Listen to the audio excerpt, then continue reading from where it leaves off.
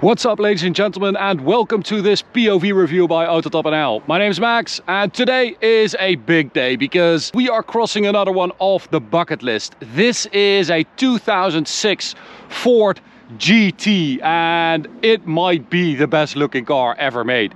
I mean, this thing looks stunning. It's got a supercharged V8 in the middle, rear wheel drive, and a proper manual gearbox. This is a recipe for success and fun. Today, it is my honor to take you around this car, courtesy of Buena Vida Supercar Rentals, who are probably the only ones in the world who are renting out a Ford GT at the moment. It is quite incredible that you are able to rent this car at Buena Vida, so go check them out. Link is in the description if you are interested. It is not cheap, I can tell you from experience, but wow, what a car. It is such an exciting drive, and well, I'm just super happy that we are here. The sun is setting, as you can see, so the Autobahn should be nice and quiet. First, I'm going to take you around it. We'll talk a bit about the Ford GT, the GT40, where it came from, of course, and well, what happened since. And I'll show you the interior, and after that we'll take it for a drive towards the Autobahn for an Autobahn blast. Now, the Ford GT was built in 2005 and 6, and they built 4,038 in total. They were planning on building around 4,500, but they never did. Around 100 of those were meant to go to Europe, so they are super rare here in Europe. This car has been imported from the States, and it's done like 36,000 miles, so not even that much. This car was basically built and designed as an homage to the GT40 from the late 60s. The car that, of course, won Le Mans between 66 and 69. Legendary story, of course, about Ford wanting to beat Ferrari, and there's a great movie about that. Go check it out if you haven't seen it yet. But this is an homage to that car to celebrate 100 years of Ford, which happened in 03, and then in 04 this car was presented and built from 05 till 06. And I'm not sure why it has taken me this long to realize that this might be it. This might be the supercar to end all supercars. The V8 supercharged, feels super potent and torquey. You've got that manual gearbox, and then at the front you've got that super iconic front end that really looks a lot like the GT40 with those aero glass front lights. Of course, everything has been modernized, but it still looks like a 60s race car, which is just amazing. Little front splitter under there, as you can see, and this car is black with the silver stripes. Very good look. Down here we've got some fog lights, which is also very racy, and then this car has the optional forged BBS wheels. A really nice wheel. It fits this car very well, but I've seen one for sale with HRE wheels, and that looks absolutely insane. These are 18-inch wheels, not even that big. I think the rear ones are a size up, but a very nice wheel. Behind that, Brembo 4-piston brakes, which work pretty well. A couple of cooling fans in there, of course, and the fuel filler cap, which you open by using the key, and then this lever right here. And the iconic doors, I have to show you guys, naturally. The roof chopping doors. Now, the original GT40 was called GT40 because it was 40 inches high. This car is 3 inches higher than that, so it is just over a meter in height, but it is still a very low car. I mean, can you imagine that car is still, you know, almost 10 centimeters lower than this? Pretty insane. Still have the intakes on the side here, one there as well, and then of course you can see the engine, or well, the supercharger mostly, that sits on top, the blue engine. And then at the rear we have 19-inch wheels, and wrapped around it we've got Bridgestone Potenza Scuderia tires, and these are actually brand new, which is a great thing. So the rear end is just epic. Look at that rear deck with those hips, and then the cut off rear end with an aftermarket exhaust on there, and this diffuser is also aftermarket. I think it does look very racy. And now to open the rear deck we have to pull this lever right here, which unlocks it, and then you have to put your fingers in here to open it, as you can see. And then I'm going to ask my assistant, who magically appeared, to go that way and then just push this little hook. It's not hot? No, push it and then we can open it, yeah. And it opens all the way, and that means that you can see the rear subframe, you can see the space frame, you can see the top of the tire, which just makes me very happy. You can see the suspension as well. And then of course the 5.4 liter V8 with an Eaton twin screw supercharger on top, developing 558 horsepower and around 680 Newton meters of torque stock. But this car is not stock, it has a supercharger upgrade. Now we are not sure what has been done exactly. We did find this Ford Racing Performance Parts sticker and it says licensed by Whipple Superchargers. So I'm guessing it has a Whipple supercharger upgrade, but we're not really sure. It is supposed to do around 600 horsepower right now. So a little upgrade for this GT, which is very nice. And you can see the beautiful exhaust in the rear there, which I think they definitely cut out some silencers because it is very, very loud. All right, so to close it up, you just let it go relatively easily, and then you push on like the spot where the hooks are. Yeah, exactly. Okay. Thanks. There he goes. Peak athletic male form. And well, the inside, the interior is very retro. I quite like that actually. It is much better than I was expecting. So everything underneath is basically set up like a race car, and you've got that super light space frame. The car weighs around 1500 kilos. It used a lot of new technology, one of which is that we've got a ship in the bottle style gas tank which sits inside the center console here. And what that means, it's basically everything is inside a molded plastic gas tank. So like everything that is needed to get the fuel to the engine, like the pump and stuff, is inside the tank. And that sits right in the middle. And then a beautiful shift knob there. Relatively simple setup with a small steering wheel, no buttons there. Just a lot of gauges in front of you, from engine temp, revs, oil pressure, volt, boost, PSI, fuel level, and of course the speedo. A couple of toggle switches right there. Very nice, always like to do that. And then this car also has the optional audio system, which means you get this massive zit of a subwoofer here, this pimple, which is very big, and I would just get rid of that. It is too big. And you can actually see the supercharger belt right there, which is awesome. All right, so let's start it up.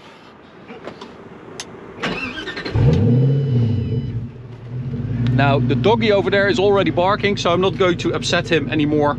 Let's take it for a drive. Let's hit the road.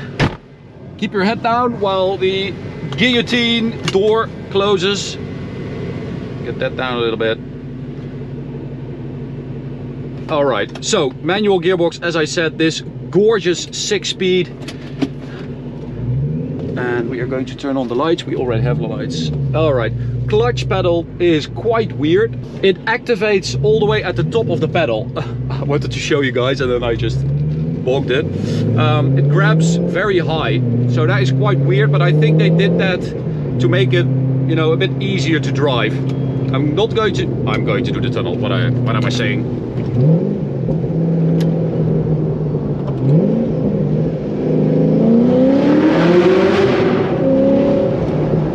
Oh. So, apart from the fact that it looks like a 1960s race car, it also sounds like one. It feels like one. It has a very basic feel to it, a very simplistic feel in the best way possible. It just feels like time stood still at Ford and they just said, okay, well, we are going to build something that is as close as possible to the original, which I absolutely love that.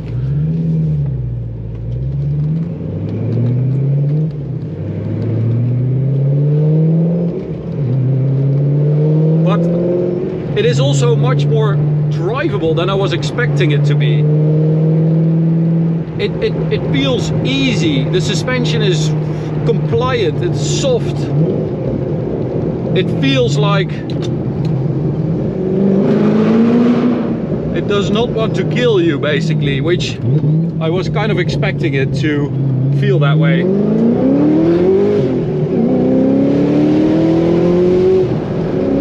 Oh, and then the way it just goes. It is very torquey and everything is weighted to perfection. It is quite heavy, it is loaded with feel. Now Ford says you should be able to do 0 to 100 in 3.8 seconds. Now I don't believe them. That requires an incredible feat. But let's try a soft launch.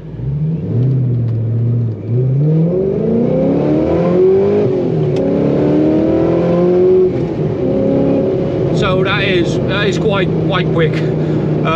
You should be able to do 0 to 60 at least, or 0 to 100 in first gear in 3.8 seconds. And top speed is 330 kilometers an hour apparently. Now you don't have traction control, but that was full throttle in first gear. The tires are nice and warm and it actually grips pretty well. I was not expecting that either. So no traction control. You have to be a bit careful because the supercharger hits pretty hard above like 5,000 RPM, but it is so much less intimidating to drive than I was expecting.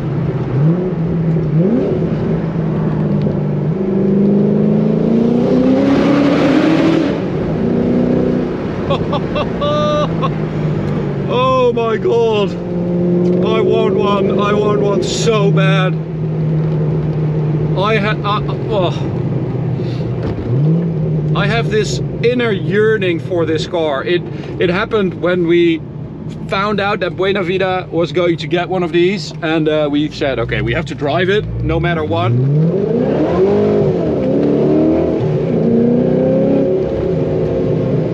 And then we saw that one was for sale, and I just started looking at them, and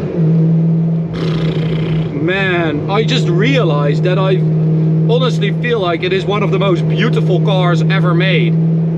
I really feel that way, especially the side profile and like from the rear, it just looks so beautiful and so muscular at the same time. It is a beautiful beast. But before we hit the Autobahn, I just want to let you know that we're doing a collaboration with petrolvibes.com, which might be the ultimate gift for yourself or any other petrol head. You can see them here in our sim room. We've got our own Ferrari 599 on the wall there. Unfortunately, we sold the F12, which is on that side, and one of my favorites, the Ford GT. This one is particularly nice, but you can make one of your own car. They have a lot in stock at petrolvibes.com, and because we are doing a collaboration, you now get a discount if you use code AUTOTOPNL10 on your favorite wall art. Go check it out and enjoy the video. Oh, you do feel like, you know, you have to pay attention, but it's more in a way that the car allows you to drive it hard. It is not scary. The only thing that's scary is the fact that you see hardly anything, especially behind you, but we will manage.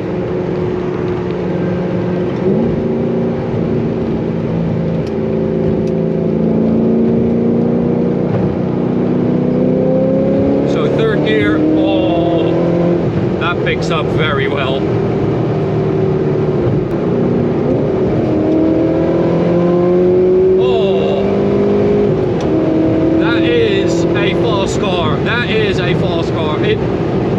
It is not only very fast, but the feeling is enhanced by the fact that you've got a manual. You have to shift yourself, and it has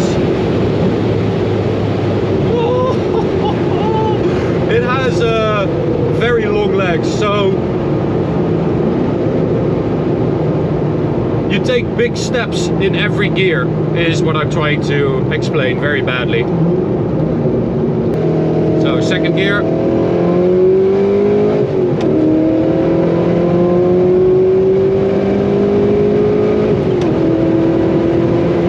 Oh yes, please, baby, give it to me.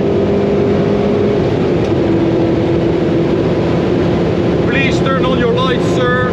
That is not safe.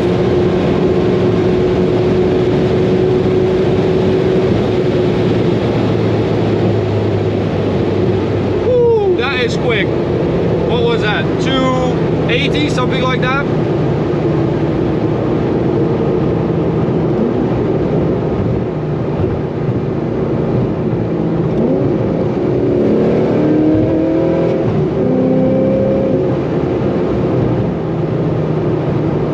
Turn around. Oh, this car, guys, this car, it is my favorite. It is, it really is. Everything we have driven in the past, I'm not sure how many there are now, 1,000 probably. This is it. This is my favorite, and I really need one. But they are quite expensive. They're like 350 grand, something around that, which is pretty crazy.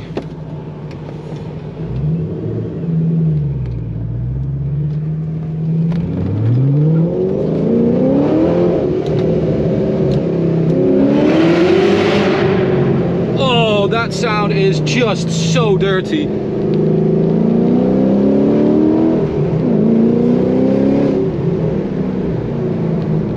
It feels like I imagined a GT500 Mustang from the late 1960s would have felt like in that time, you know?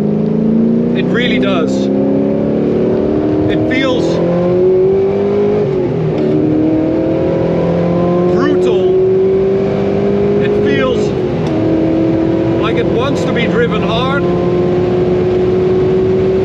But you have to pay attention. That is basically the thing about this car.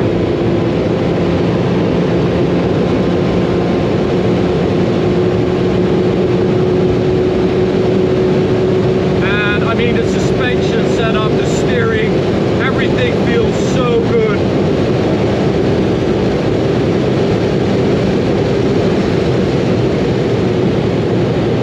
That was close to 200 miles an hour, but these cars were a bit too close together.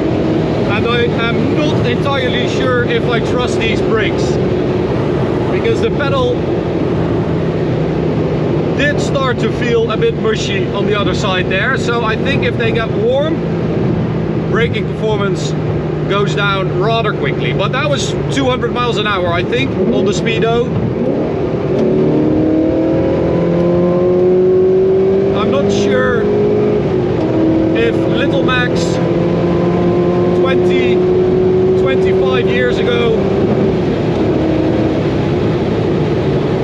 would have believed me if I would tell him that I just did that in a Ford GT. Oh my god, I want one of these. I need one of these in my life. It is fuck. Oh, I am in love. I am in love. It is so, it is not as refined as a Ferrari, as a Lamborghini. Of course not. It is not as high strung. It is not as delicate as that.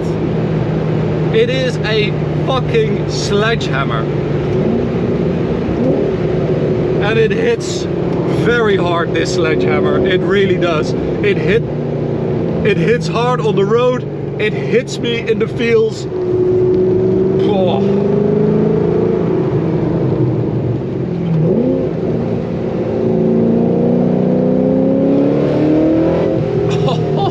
Come on. Oh my god. So this car came out when, like, the Porsche Carrera GT, Bugatti Veyron, cars like those.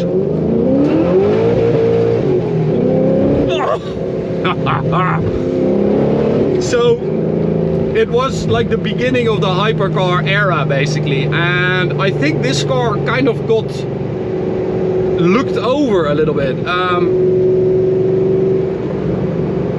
And I kind of think that this car didn't really get the acknowledgement, the credits that it deserved from the start. Now, yeah, now they are getting very expensive.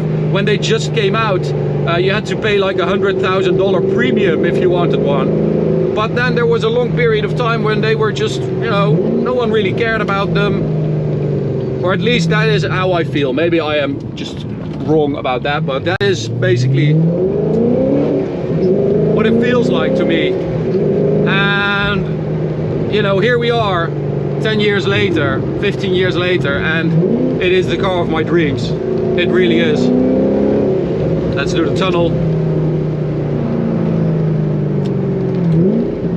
Do you guys want to hear some revs? I guess so. Couple of revs.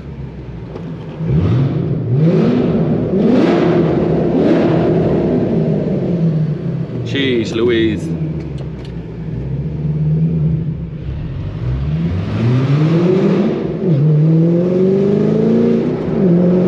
So it is very drivable, as you can see. When you keep it just below 5,000 RPM, it's quite a lazy car to drive, and that means that it is really easy. Carroll Shelby actually also helped with the development of this car. And it just feels like, you know, the car's been set up to perfection. Oh man, I think that's it, guys. I hope you enjoyed it. I certainly did. It was a very cool experience for me to drive this car. Now I know what we need. We need a Ford GT. Thanks for watching. Big thanks to Buena Vida Supercar Rental as well. I mean, they are freaking legends for offering this car for rent. It is... there's Martijn.